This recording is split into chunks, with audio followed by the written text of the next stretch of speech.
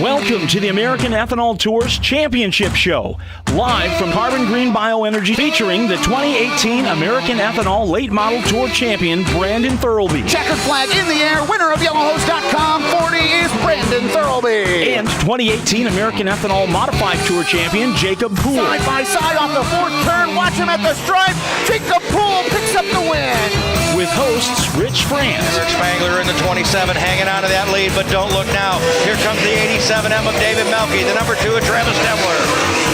And the voice of the American Ethanol Tours, Zach Hiser.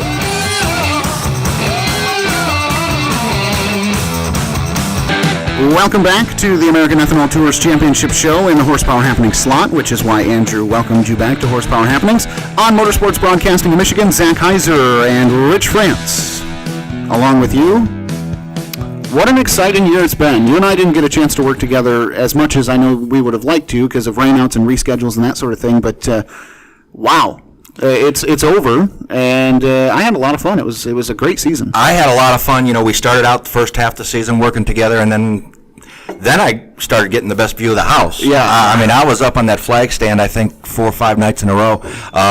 What a view. I mean, I've never until then have I spent the night up on a flag stand underneath those UMP late models and modifieds, and it's just an amazing view to watch the race from.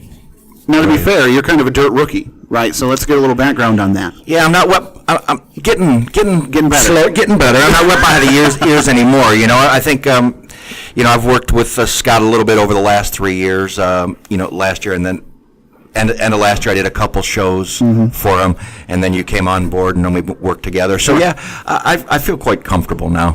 You've had a lot of fun along the way too. I know that you pride yourself on being able to go down, as I try to as well, in the beginning of the day and talk to the drivers and kind of get to know them and see what's going on.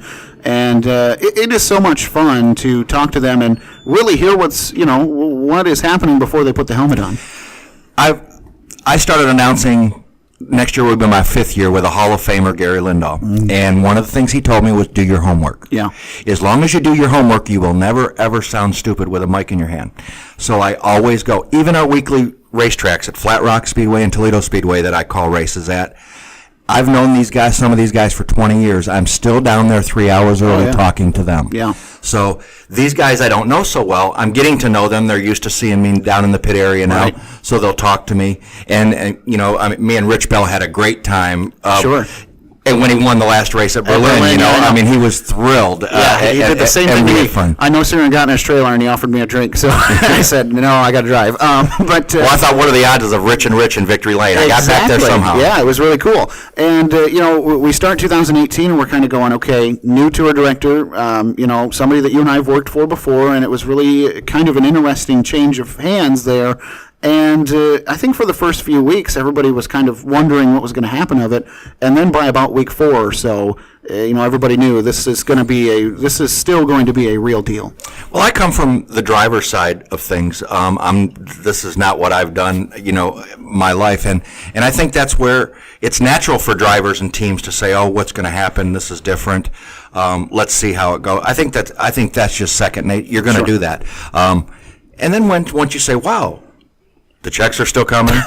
We're still, it's still a high-quality show that's being put on. That stuff gets put to bed real quick, and you go racing. 2018, about midway through, right, we kind of start to look at the point standings. Into the final week, we didn't know who was going to be the champion, and I think all season, it was a really lot of fun to watch the points battles. Yeah, that American Ethanol Modified championship. I was watching that, and I was maybe David Melke let him off the hook a little bit. It felt like 2017 again, Well, David Melke had that wedding and just didn't show up, and Chad really had to have something happen to win the championship, and Jacob had to have a horrendous night. Almost had to not show up for it not to work out. But I was watching that. I first started, I wasn't going to any American Ethanol Modified races the first couple of years. I was working for the group. I was just going to the late model races. And I've really come to, these guys can drive the wheels off these cars. They put on such a great show, and, they are so much fun to watch. And, any fans who say, well, I go to the late model races, but I don't go to the modified races, it's not as good a show. You need to give it a whirl, because we've called some races down to the finish line where it's like we don't know who coming out of turn 4 is going to win the race. We watched David Melke expire down the back straightaway with a lap and a half to go. We watched Chad Bauer inside of Jacob Poole battling right to the wire. It's been a lot of fun. Yeah, anybody who knows me knows my favorite type of racing is outlaws. Now everybody's known it for pavement racing, and so I like outlaw and late model pavement racing. That's my announcing background that I've came from. Sure, but boy, as soon as they put me out in this dirt and I started watching these guys, it's a whole different world. And these guys are not really, really good at their craft. They're excellent. They're also great people as well. And I love being around them. It's fun. They're professional drivers, and I think that's the thing that you need to be reminded of is this is the cream of the crop. When you look at who's racing in dirt track racing right now in the state of Michigan, don't get me wrong, there are some Hall of Fame drivers, obviously, that still race and are committed to local short tracks and don't want to travel.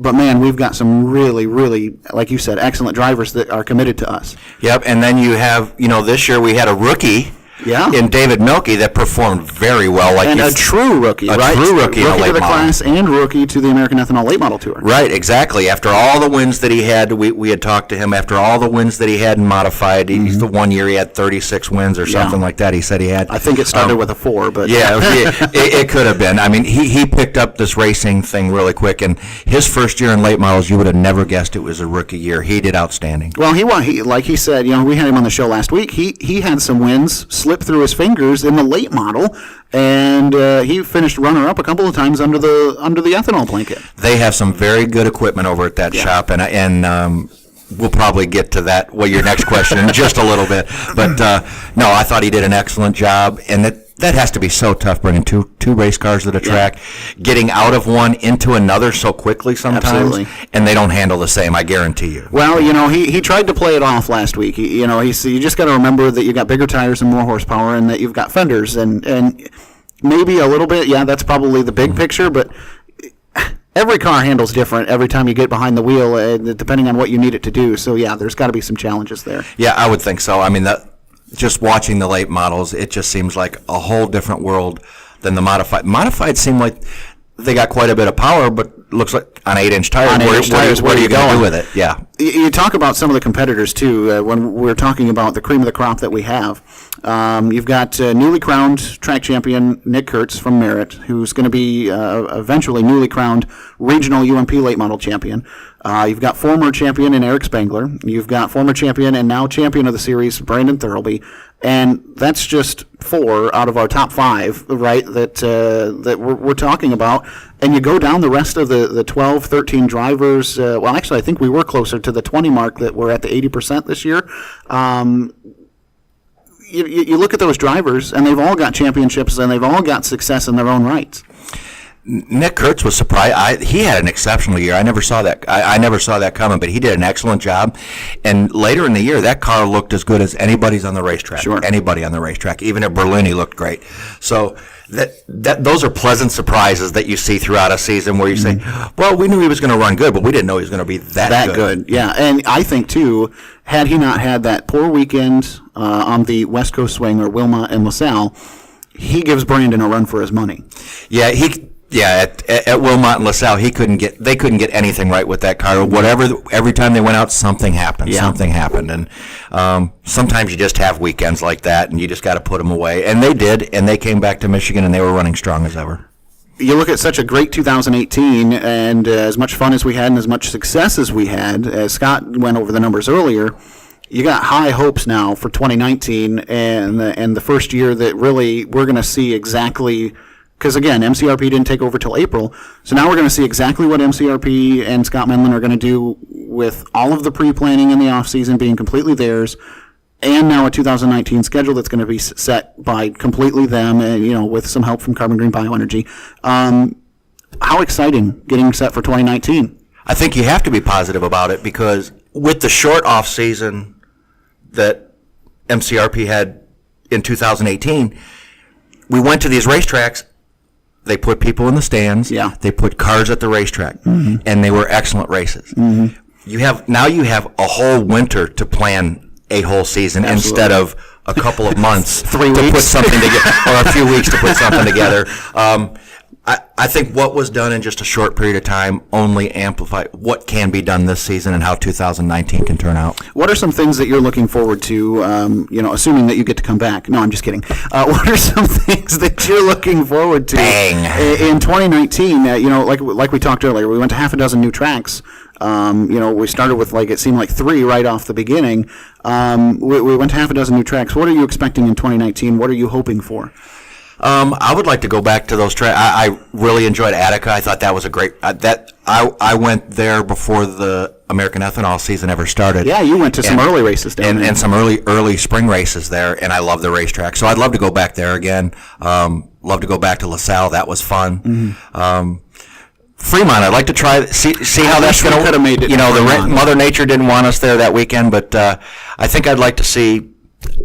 Let's go try to get into Fremont and see how. I would love to see, because I think that would have been a great crowd at Fremont that weekend. I was part of I believe it was 2009 or 2010 show, the open late model show that Montpelier had, and there were maybe 10 of us there. And so for us to have had a full field with the late model show there this year, I really hope that racetrack ends up on the schedule for next year, and I'd like to see it on there more than once, because that could have been one of the best races of the year. You think about the slide jobs between Eric Spangler and Rusty Schlenk going down to the end of that race. Wow, what a lot of fun to watch and a lot of fun to call. Yeah, probably my biggest memory probably was I-96 Speedway. The battle between Rich Bell and Rusty Schlenk, it does stick out. Yeah. It didn't end the way we wanted it. Didn't end the way you wanted. When you've got wrecked race cars. With 8 cars left and you got a battle for the lead, I think that's great in racing, no matter what. And the other thing I thought was outstanding was we went to Montpelier and there were 51 modifieds in the area. I didn't expect that, and they were, as far as the eye could see, were modifieds. And I thought that for a first trip to the racetrack, I thought that was unbelievable. Absolutely. Banquet's coming up December 1st. Again, ticket information is being worked on. It'll be released here in the coming weeks. What a beautiful establishment that we're going to be going to get to honor some close to 40 drivers. I think so too. I went and looked at it, and I had a committed other plans for that weekend, so I think what I'll probably have to do is take the MCRP jet down to Five Flags, because that's the weekend of their big race down there, the Snowball Derby. So I'll come to the banquet, and we'll have to get the jet to get me down to Five Flags on Sunday morning. Will that be all right, Scott? I think that the motel or the hotel probably has televisions, and you could probably find an on-demand coverage of that. Yeah, I'd probably. For some reason, I don't think I'm going to make it. I don't think you're going to make it down there. Rich, it's been a lot of fun in 2018. I'm really excited and really looking forward to 2019, as I'm sure that you are.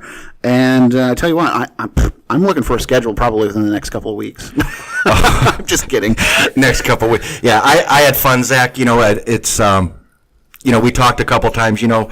We had never worked with each other. We worked at just a banquet. Yeah, and a little bit of that. But we had fun. It took us a very short time to kind of gel a little bit together, and I had a great time. It was fun working with you. Well, it is going to be a lot of fun. Watch the Facebook pages, watch the official websites. American Ethanol Late Model Tour on Facebook, American Ethanol Modified Tour, I should say on social media, Facebook, Instagram, and Twitter, as well as the Modified Tour, Facebook, Instagram, and Twitter, and check the websites, aelmt.com, aemodt.com, for more banquet info and for announcements all throughout the winter. And I'm excited. I'm ready to go. 2019. Let's go. We'll see you in the spring. We'll see you at the banquet first. You got it. Cool. Thanks for tuning in tonight. We really do appreciate you checking in with the American Ethanol Tours Championship Show.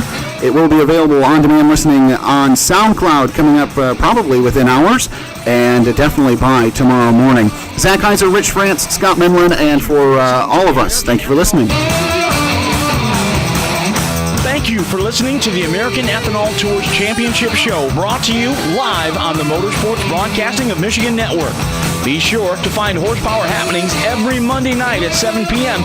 and enjoy on-demand access of shows on SoundCloud.com/Motorsports Broadcasting of Michigan.